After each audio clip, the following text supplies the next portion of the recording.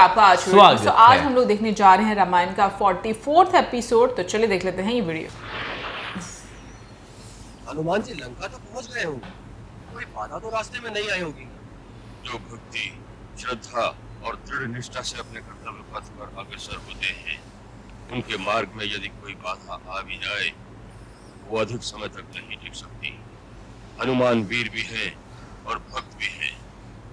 वो अवश्य सफल मनोरथ को कराएंगे। न जाने अभी तक उन्हें सीता जी के दर्शन हुए होंगे कि नहीं। यदि देवी सीता लंका में है, तब तो किसी युक्ति से हनुमान उन तक पहुंच ही जाएंगे, ऐसा मेरा विश्वास है। सूर्य छुपो चंदा मिल गए दो सेट है ना। पहुंचे श्री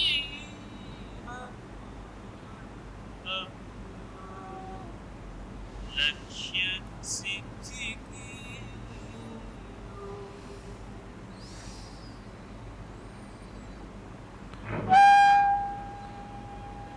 अशोक वाटिका।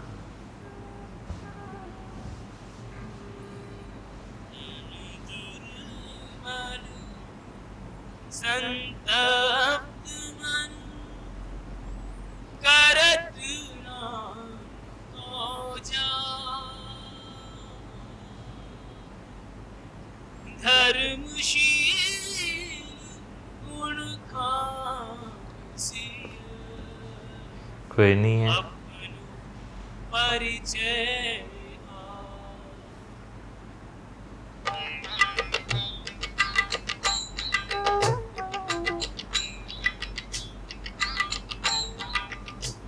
चारित्र में चूड़ामणि धनशील भूषण सोते।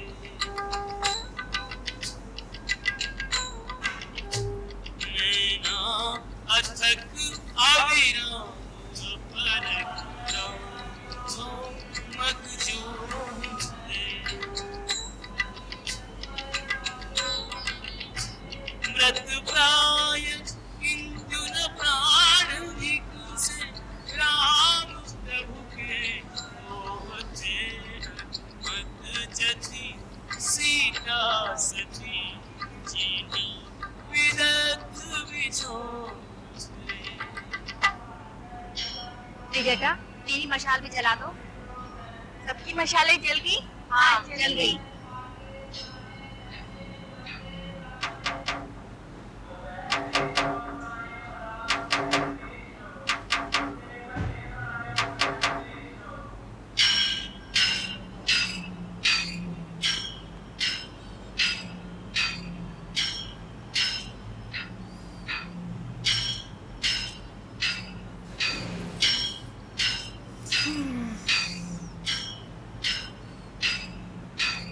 ऊपर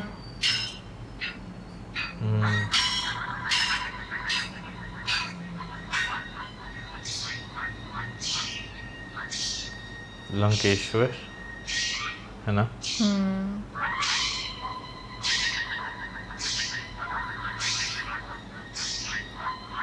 वेपन देखे हैं।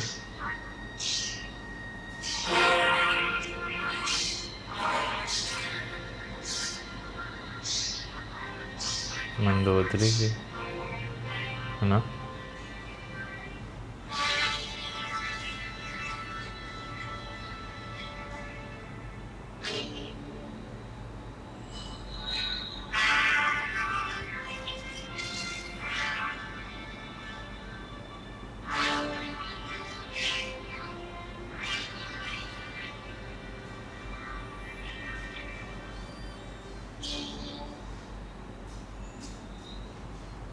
हे सर्वांग सुंदरी, तुम्हें देखकर तुम भयभीत क्यों होती हो?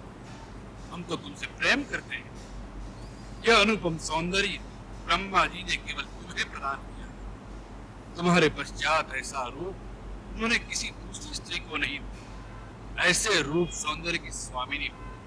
इस प्रकार पृथ्वी पर सोना, निरंतर चिंता करते रहना, पहले वस्त्र पहनना, कई कई दिन तक उपवास करना, यह सब तुम्हें शोभा नहीं देता। तुम्हारे लिए तो हमारे महल में दिव्य आभूषण, हीरे, मोती, माणिक, रेशमी परिधान, संसार के सर्वोत्तम भोजन, बहुमूल्य पेय पदार्थ अर्थात संसार के सारे सुख हाथ बांधे तुम्हारी सेवा के लिए खड़े। तुम वहां आ जाओगी, रानी मंदोदरी और हमारी शास्त्र स्त्रियां दासियां बनकर तुम्हारी सेवा करें।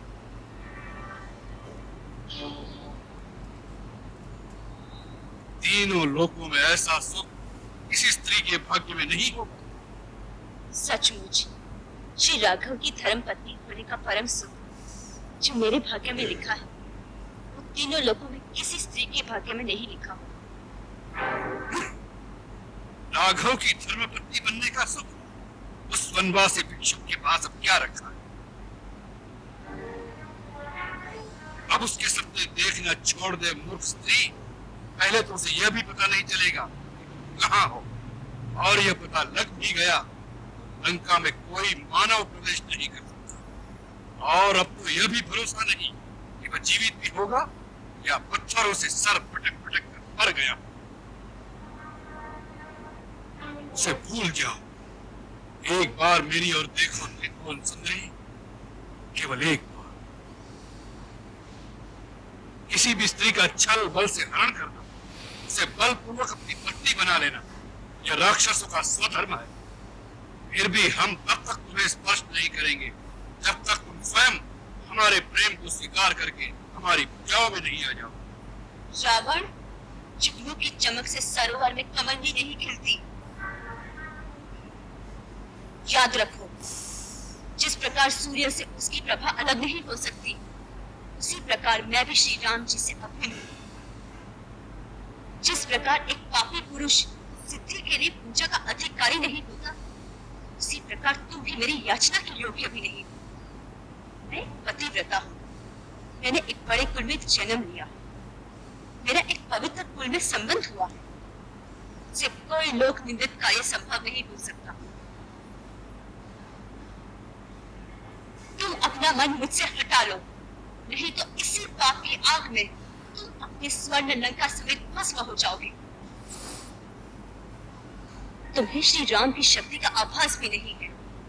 ये धनुष की टंकार मात्र से लंका द्वीप समुद्र के कर में डूब जाएगा। एक तुम्हारे पाप के कारण सारे संसार में राक्षसों का विनाश हो जाएगा।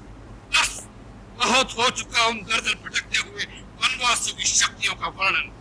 सीते, हम प्रेम वश तुमसे मीठी बात करते हैं, इसी कारण हमें बहुत नरम समझकर तुमने हमारी शक्तियों को नहीं पहचाना। प्रकृति मात्र हिला दे